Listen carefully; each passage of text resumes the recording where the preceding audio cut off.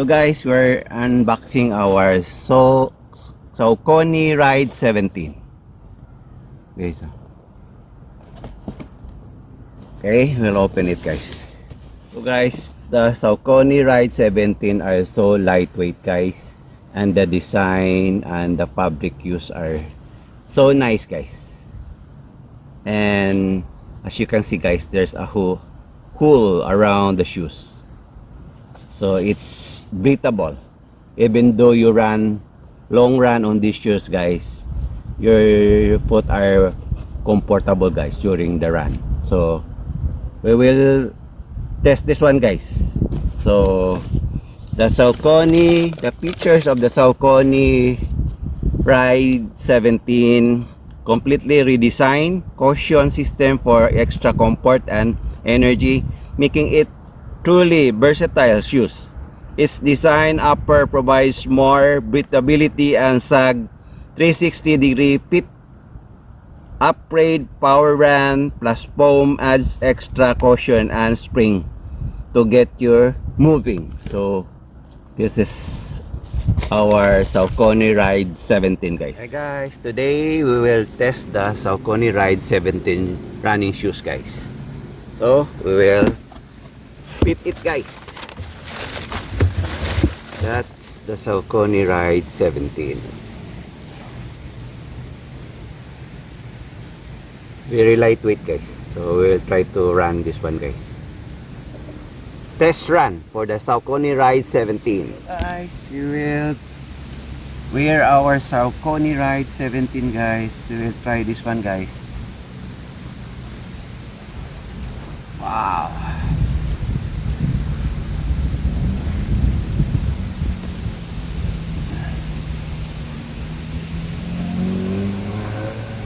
Ah.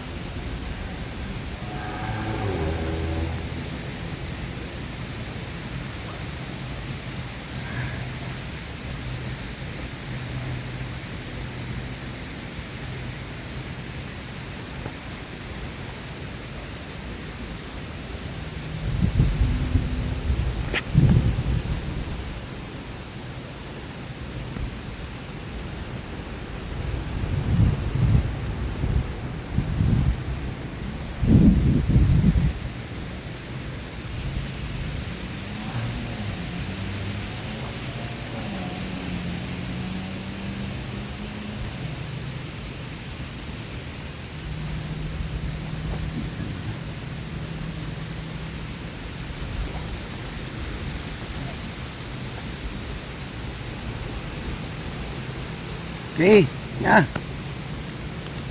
Wow, we will try guys to run this Saucony Ride 17.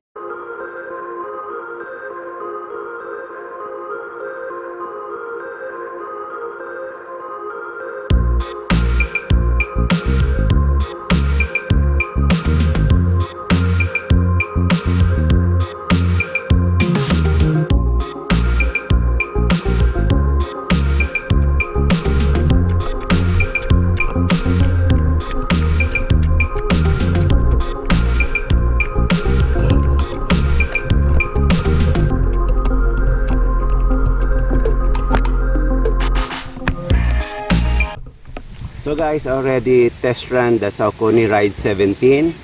It is comfortable with my foot and nice guys. I recommend this shoes guys for the start trainer guys. But one of my best shoes guys is the Asics Nimbus 26 guys. It's better guys than this Saucony Ride 17.